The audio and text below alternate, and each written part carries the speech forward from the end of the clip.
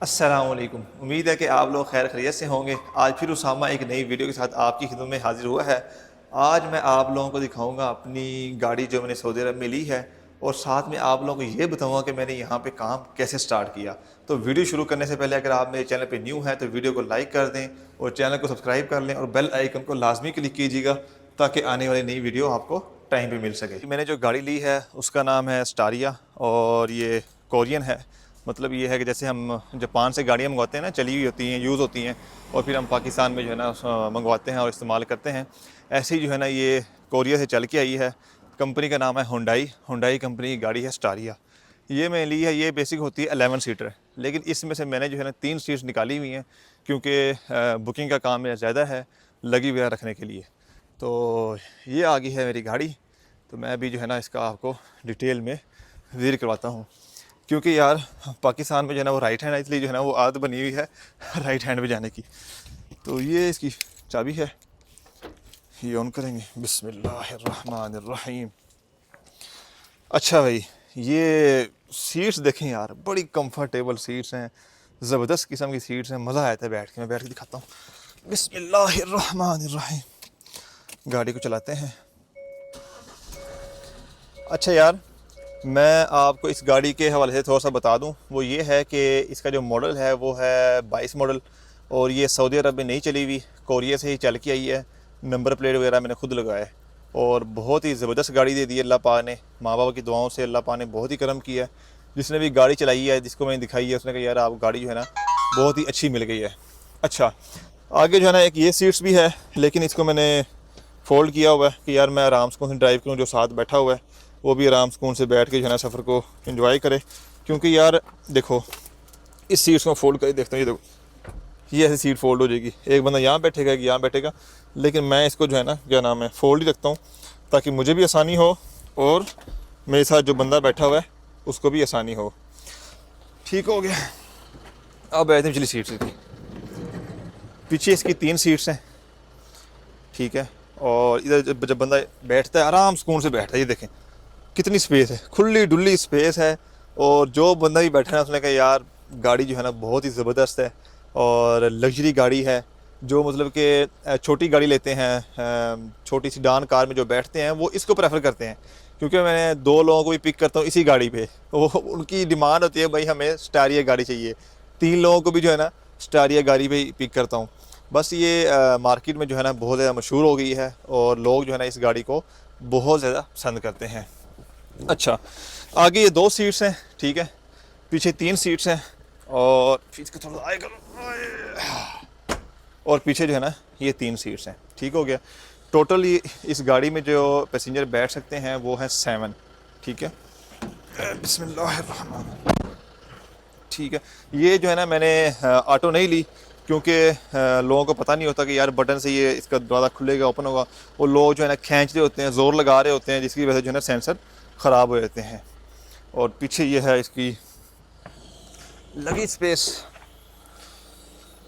یہ لگی سپیس ہی کافی ہے، لیکن جو ہے نا اس کو ہم تھوڑا سا پیچھے کریں گے، ادھر جو ہے نا پیسنجر کا سامان وغیرہ آتا ہے، لگیج آرام سکون سے آتا ہے۔ جی بھائی، میں نے آپ لوگوں کو اپنی گاڑی دکھا دی ہے، اب آپ کو میں یہ بتاتا ہوں کہ میں نے یہاں پہ کام سٹارٹ کیسے کیا۔ سب سے پہلے جو ہے نا لائسنس لیا، 15 دن کی کلاسز لی، اس کے بعد یار لائسنس لینا یہاں پہ کچھ مشکل نہیں ہے، آپ نے کلاسز لینی ہے، اس کے بعد آپ کی ٹرائی ہوگی، اس کے بعد کمپیوٹر ٹیسٹ ہوگا، آپ جو ہے نا ایزیلی پاس کر لیتے ہیں۔ ویسے میں پہلی دفعہ کمپیوٹر ٹیسٹ میں فیل ہو گیا تھا، 2 دن بعد دوبارہ میں نے کمپیوٹر ٹیسٹ دیا تو پاس ہو گیا تھا، اسی ٹائم ہی آپ کو لائسنس مل جائے گا۔ اس کے بعد گاڑی لی، گاڑی لینے کے بعد یار جو مین تھا نا کہ میں بڑا پریشان تھا، گاڑی تو لے لی ہے بھائی، کام کیسے سٹارٹ کروں، نہ کی بکنگ تھی، سمجھ ہی نہیں آئی تھی یار کیسے کام سٹارٹ کروں۔ پھر ایک میرا دوست ہے، اس کو میں نے فون کیا، اس کا ایک آگے دوست رہتا ہے ادھر مکہ میں ہی، اس نے اس کو کہا کہ یار یہ اپنا بھائی ہے تو آپ نے جو ہے نا اس کا خیال رکھنا ہے۔ اس کو میں نے فون کیا، اس نے کہا بھائی مسجد عائشہ آ جاؤ۔ میں نے کہا بھائی مجھے تو مسجد عائشہ کے رستے کا پتہ نہیں ہے، کہتا لوکیشن لگاؤ۔ لوکیشن لگا کے میں تھوڑا گھوم پھر کے پہنچ گیا اس کے پاس۔ تو اس کا ایک سٹائل تھا، اس نے کہا بڑے بھائی، اس نے پہلی بات شروع کی بڑے بھائی۔ میں نے کہا ٹھیک ہے بھائی۔ اس نے مجھے کہا کہ یار مجھے یہاں پہ نا کوئی 6 سال 7 سال ہو گئے ہیں، تو میں یہی کام کر رہا ہوں گاڑی کا، الحمدللہ محنت کرنی پڑتی ہے لیکن یہ کام ٹھیک ہے۔ میں نے کہا ٹھیک ہو گیا۔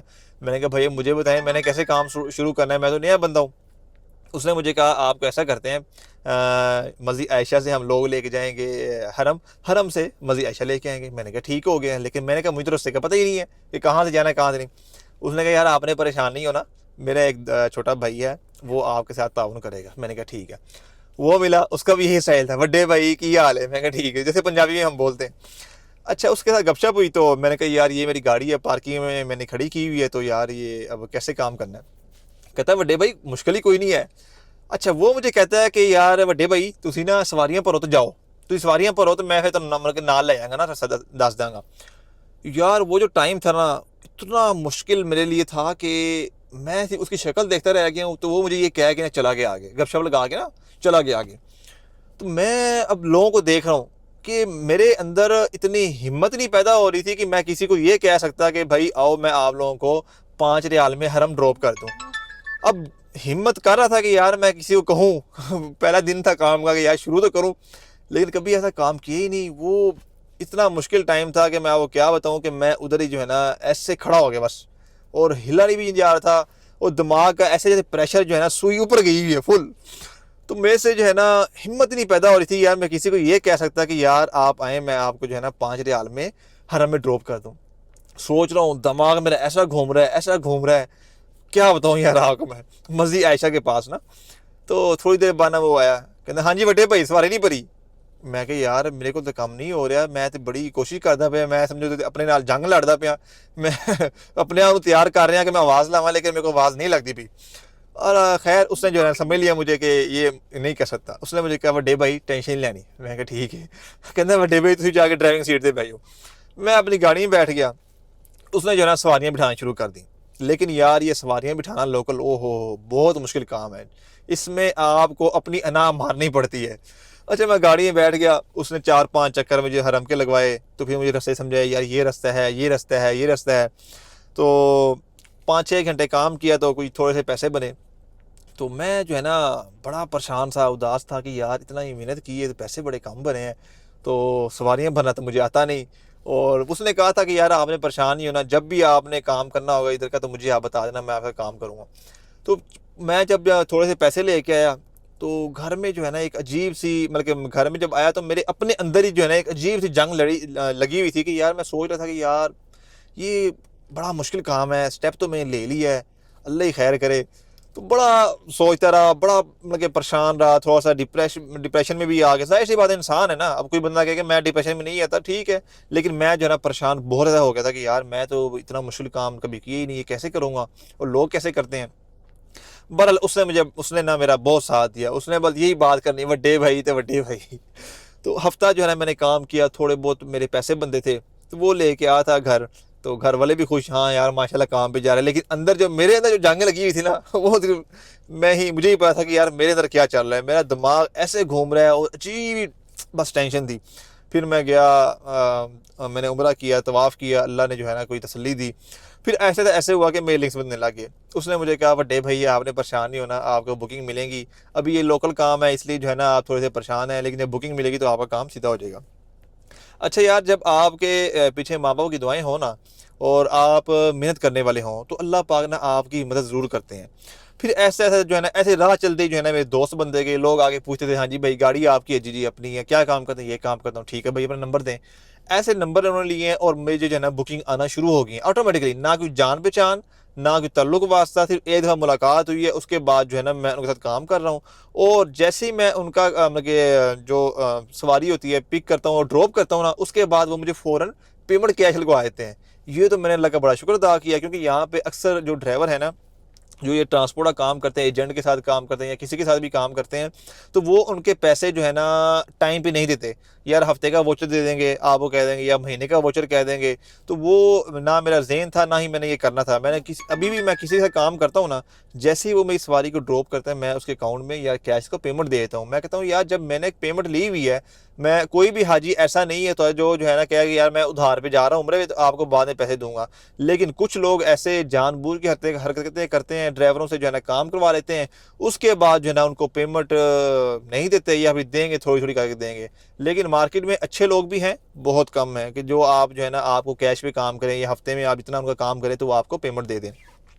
ایسے الحمدللہ میرا کام شروع ہوا. پھر ایسے ایسے جو ہے نا باہر کا کام آنے لگ گیا, انڈیا کا کام آیا, بنگلہ دیش کا کام آیا, یو کے, یو ایس اے, ان مطلب کہ فیملیز نا مطلب کہ بکنگ آتی تھی, میں جو ان کو پک کرتا تھا. تو ایسا جو ہے نا میرا کام جو ہے نا بہتر ہو گیا.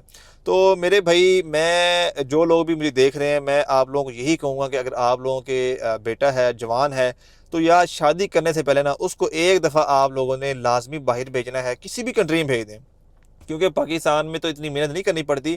باہر آ کے ایک تو آپ کو جانتا کوئی نہیں ہے, ٹھیک ہے, پہلی بات. دوسرا یہ ہے کہ آپ نے اسٹرگل کرنی ہے, اور آپ نے خود کو خود ہی مینیج کرنا ہے, اپنے سٹریس کو بھی مینیج کرنا ہے, اپنے کام کو بھی مینیج کرنا ہے, اپنے کھانے کو بھی مینیج کرنا ہے. سب چیزوں کو آپ نے خود مینیج کرنا ہے. جب انسان ان چیزوں کو فیس کرتا ہے, اس کے اندر اللہ پاک ایک ابیلٹی, طاقت پیدا کرتے ہیں کہ یار وہ حالات کو فیس کر سکے.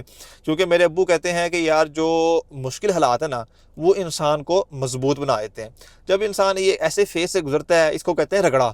رگڑا جب انسان کو لگتا ہے نا, تو انسان جو ہے نا صحیح پالش ہو کے آگے نکلتا ہے. اس کو پتہ چلتا ہے کہ یار لائف کیا ہے, لائف میں نے کیا کرنا ہے, اور میرے باپ نے کیا محنت کی ہے.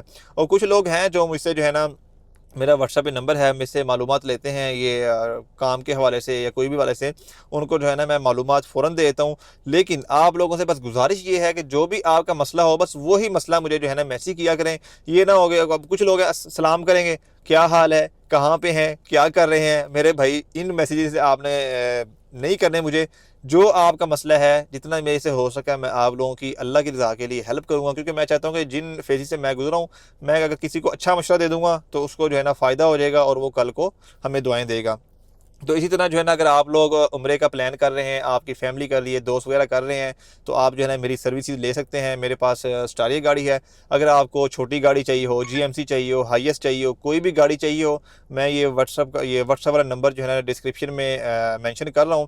آپ نے اپنی ٹکٹ واٹس ایپ کرنی ہے, ڈیٹ مینشن کرنی ہے, اس کے بعد جو ہے نا آپ کو ریٹ مل جایا کرے گا. اور مجھے امید ہے کہ یہ ویڈیو آپ لوگوں کو ضرور پسند آئی ہوگی. آپ لوگ اپنا خیال رکھیے گا. ملتے ہیں پھر نیکسٹ ویڈیو میں.